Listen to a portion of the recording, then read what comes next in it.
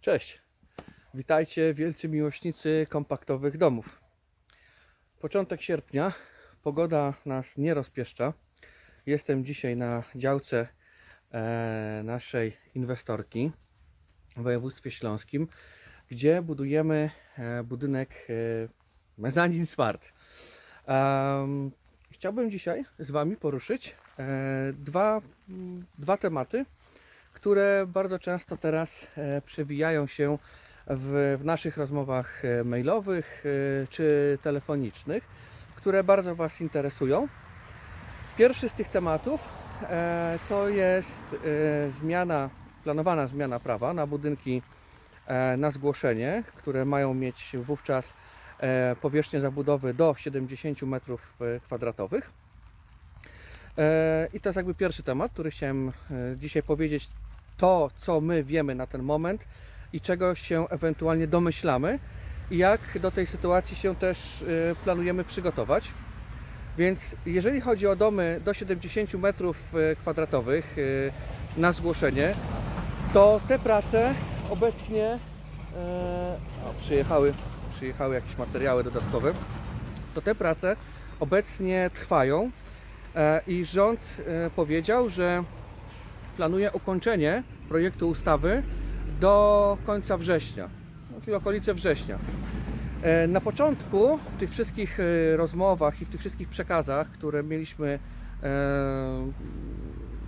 okazję słuchać, była mowa o domach parterowych o powierzchni zabudowy do 70 metrów. Nie było tam na początku jakiejś dużej mowy na temat poddasza i jak ten dach będzie wyglądał. No, jeżeli prace miałyby być zakończone na tym etapie, że miałyby to być domy z dachami płaskimi, no to powiem Wam, że byłaby to moim zdaniem, to jest moje prywatne zdanie, po prostu taka martwa ustawa, martwy przepis, bo 90% jak nie więcej miejscowych planów czy warunków zabudowy, które obecnie się wydaje czy są wydane w naszym kraju, dotyczy budynków z dachami dwuspadowymi. No, taki mamy klimat w naszym kraju, że od czasu do czasu pada śnieg. No i domy z dachami płaskimi, no to przyjęło się, że są dobre, ale w Egipcie na przykład. Więc gdyby to miało przejść tylko i wyłącznie jako dachy płaskie, to byłby to martwy przepis z tego względu, że pomimo tego, że ustawa by mówiła, że można takie domki na zgłoszenie budować, to wszystkie miejscowe plany właściwie byłyby do zmiany. A jak się domyślacie, samo ustanowienie miejscowego planu to nie jest proces legislacyjny, który trwa, nie wiem, tydzień czy 2 tygodnie, tylko niektóre gminy latami pracują nad tym, żeby taki miejscowy plan uchwalić i pogodzić interesy wszystkich po prostu stron, które tym planem się danym interesują. Więc pierwszy temat to domy z dachami płaskimi. No, mam nadzieję, że jakby ktoś, kto będzie pisał ten projekt ustawy, no na pewno jakby przeanalizuje ten bardzo prosty fakt, że większość miejscowych planów i klimat w naszym kraju jest taki, że te miejscowe plany nie spełnią tego warunku, więc moim zdaniem powinny być prace na temat taki, że dachy powinny być po prostu standardowe, klasyczne, dwuspadowe, a dzięki czemu będzie możliwość również zastosowania poddasza, które będzie można adaptować na cele mieszkalne, więc taki dom o powierzchni na przykład 70 m2 powierzchni zabudowy będzie miał w okolicach 100 metrów powierzchni po podłogach.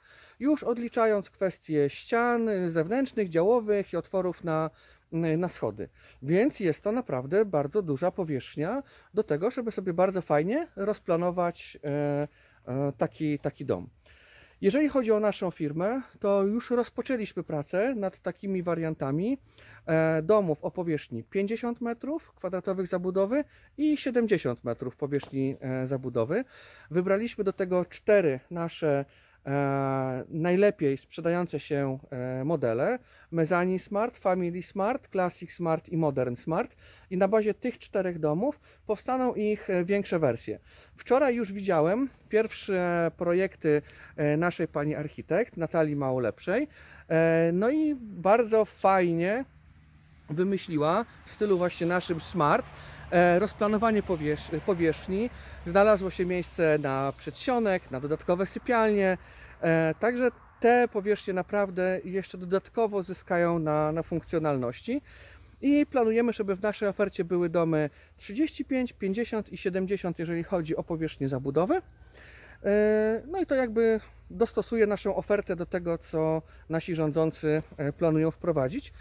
Rozszerzenie tej oferty prawdopodobnie będzie z końcem tego roku. Musimy to oczywiście potem wszystko przeliczyć, przekalkulować, no i zrobić wyceny, tak żeby można było te domy wrzucić na naszą stronę do konfiguratora i tak, żebyście od razu po prostu znali ich ceny. No bo tak jak doskonale już nas znacie, to mi, tworząc tą firmę, zależało na tym, że z punktu widzenia klienta chciałbym wiedzieć, ile poszczególny etap kosztuje i mieć to po prostu od razu wycenione na stronie, a nie żeby się domyślać w trakcie budowy, że jeszcze to czy tamto trzeba dodatkowo zrobić czy wycenić.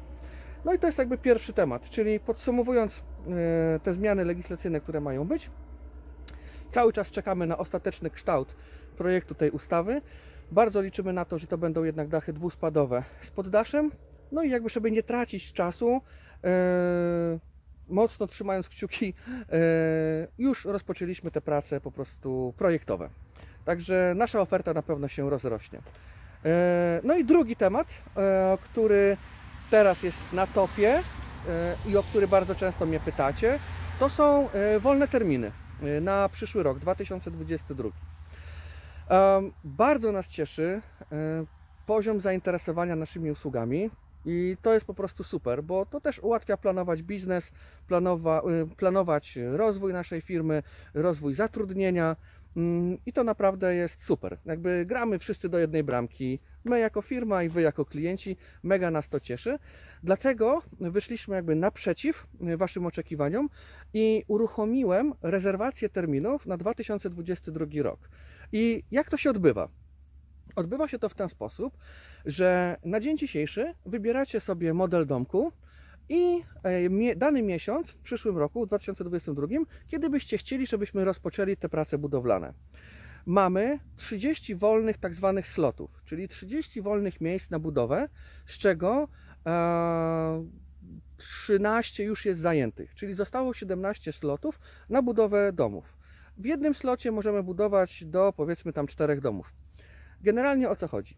W dniu dzisiejszym, przykładowo, podpisujecie z nami umowę rezerwacyjną i rezerwujecie na przykład u nas termin, że na przykład między kwietniem a czerwcem wchodzimy na waszą działkę i rozpoczynamy budowę waszego budynku rekreacji indywidualnej, czy też na pozwolenie, bo takie też budujemy.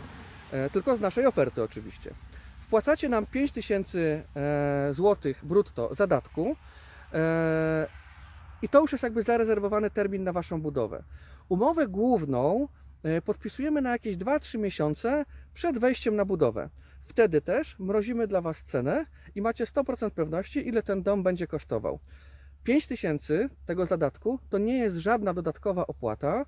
Ta kwota zostaje później odjęta od całości kwoty na budowę.